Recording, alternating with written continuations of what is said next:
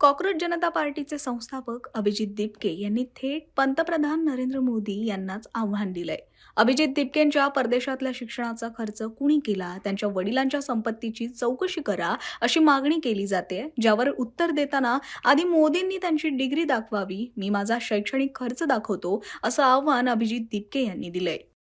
5 तारखेला जी बैठक बोलवली, या बैठकीला कोण कोण असणार आहे, काय अजेंडा असणार आहे आणि कुठे होणार आहे? बैठक इथंच माझ्या घरी होणार आहे 5 तारखेची आणि त्यात आमचे स्पोक्सपर्सन्स येतील आणि अजून काही कोर टीम मेंबर्स येतील ज्यांनी आम्हाला प्रोटेस्ट मॅनेज करण्यात खूप मदत केली होती.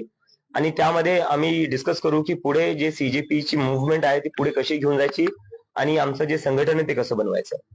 एक तक्रार करण्यात आलेली आहे तुमच्या वडिलांच्या संपत्तीबद्दल, त्यावर तुमचं काय? मला वाटतं तक्रार माझ्या एज्युकेशन क्वालिफिकेशनवर आहे की मी कसं बॉस्टनचा खर्च घेऊ शकलो, थोडं बॉस्टनचं शिक्षण घेऊ शकलो. त्यावर माझं असं म्हणणं आहे की मी माझं स्कॉलरशिप लेटर आणि एज्युकेशन लोनचं लेटर दाखवायला तयार आहे.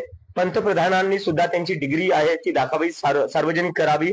त्यांनी त्यांची डिग्री सार्वजनिक केली तर मी लगेच माझं स्कॉलरशिप लेटर आणि एज्युकेशन लेटर माझ्या डिग्री सोबत सार्वजनिक करायला तयार आहे. पण आता हे घरापर्यंत येतं म्हणजे हे एवढा मोठा सामना करावा लागतो आता याचा. नाही, येऊ द्या ना, घरापर्यंत येऊ द्या. जी चौकशी करायची आहे करून घ्या. आपल्याला माहिती या देशात आपण जेव्हा जेव्हा या सरकारच्या विरोधात बोलतो, मी काय पहिला व्यक्ती नाहीये ज्याच्यासोबत असं होतंय. जेव्हा जेव्हा ज्यांनी या सरकारच्या विरोधात आवाज उठवलाय, त्यांना प्रश्न विचारले, हे लोक सगळ्यात पहिली गोष्ट तेच करतात, ईडी सीबीआय पाठवणं सुरू करतात. पाठवून द्या, तुमची ईडी पाठवा, तुमची सीबीआय पाठवा. पण जसं की मी म्हणलं, मी माझं एज्युकेशन लोनचं लेटर दाखवायला तयार आहे, मी माझं स्कॉलरशिपचं लेटर दाखवायला तयार आहे. पंतप्रधान मोदी यांनी सुद्धा जर ईडीला पाठवत असाल तर ईडी सोबत तुमची डिग्री पाठवा.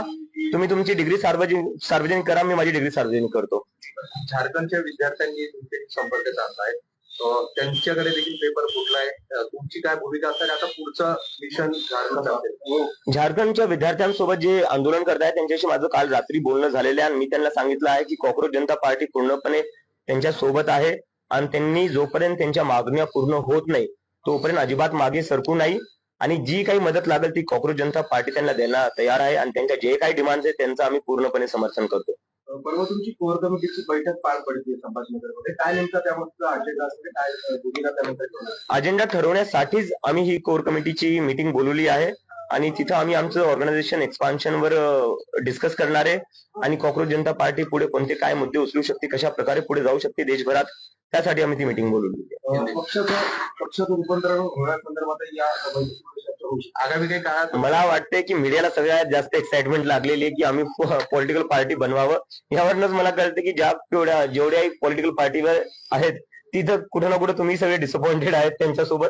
पण आमचं अजून असं काही इंटेन्शन नाहीये. आम्हाला एक पब्लिक मुव्हमेंटच ठेवायची आहे, कारण की देशात जी सध्या पॉलिटिक्सची सिच्युएशन आहे, काय करणार पॉलिटिकल पार्टी बनून तुम्ही जेव्हा वोट डिलीट करण्यात येतात. लोकांचा पूर्ण भरोसा उठत चाललाय पॉलिटिक्सवरनं, कारण की लोक सकाळी मत कोणाला टाकतात आणि संध्याकाळी सरकार दुसरंच कोणाची बनते. लोक सकाळी आमदार खासदार कोणाला निवडतात, संध्याकाळी तो आमदार खासदार दुसऱ्याच पक्षात असतो. तर अशा परिस्थितीत जिथे ईडी सीबीआय पाठवून पक्ष तोडण्यात येतात, इलेक्शन रीक करण्यात येतात, तशा याच्यात पॉलिटिकल पार्टी बनवून करायचं काय?